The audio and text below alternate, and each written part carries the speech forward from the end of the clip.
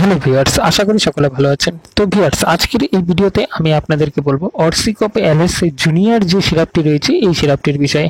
মূলত এই সিরাপটি আপনারা কিভাবে ব্যবহার করবেন এবং এই সিরাপটি কোন কোম্পানির এবং কতদিনের এক্সপায়ারি থাকে, দাম কত এবং এটার কি ডোজ হয় এবং কারা ব্যবহার করতে পারেন, এটার কি সাইড এফেক্ট রয়েছে, এই সমস্ত বিষয়ে আজকের ভিডিওতে আমি স্টেপ বাই স্টেপ আপনাদেরকে বলবো। তো ভিডিওটি শুরু থেকে লাস্ট পর্যন্ত দেখবেন, আশা করি ভিডিওটা দেখে উপকৃত হবেন।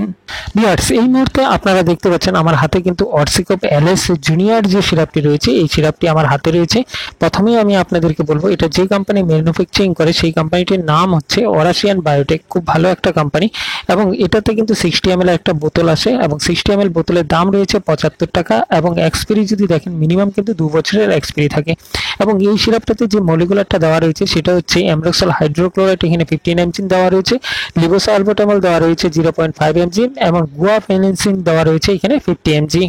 ভিউয়ার্স, অরসিকপ এলএস জুনিয়র যে সিরাপটি রয়েছে এই সিরাপটি আপনারা কাদের জন্য এবং কিভাবে ব্যবহার করবেন। তো দেখুন, এটি মূলত একটি কাশির সিরাপ। কোন বয়সের বাচ্চারা ব্যবহার করতে পারে এবং এটা কিভাবে ব্যবহার হয় এবং এটা ব্যবহারে কি উপকার রয়েছে, অর্থাৎ কোন সময় আপনারা এই সিরাপটি ব্যবহার করবেন। তো দেখুন ভিউয়ার্স, মূলত এটা একটি কাশির সিরাপ।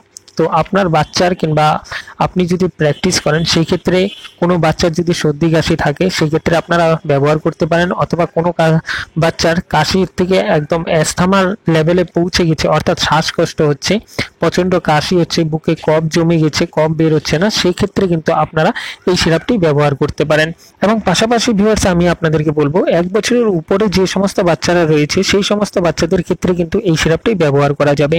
তাছাড়া ভিউয়ার্স, আপনি যখনই এই সিরাপটি ব্যবহার করবেন আপনি কিন্তু অবশ্যই আপনার ডাক্তারের পরামর্শ নিয়ে তারপর ব্যবহার করবেন। উইদাউট ডাক্তারের পারমিশন ছাড়া কিন্তু আপনি এই সিরাপ অথবা এই ধরনের কোনো সিরাপ কিন্তু ব্যবহার করবেন না। তাছাড়া ভিউয়ার্স, এই সিরাপটি যদি ব্যবহার করেন সেই ক্ষেত্রে কি ধরনের সাইড এফেক্ট হতে পারে।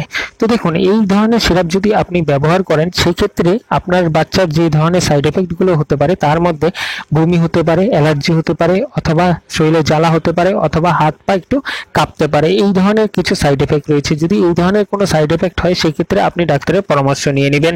তাছাড়া ভিউয়ার্স, এটা সিডল এজ ড্রাগের মধ্যে পড়েছে, অর্থাৎ প্রেসক্রিপশন ছাড়া কিন্তু এটা ব্যবহার করা যাবে না।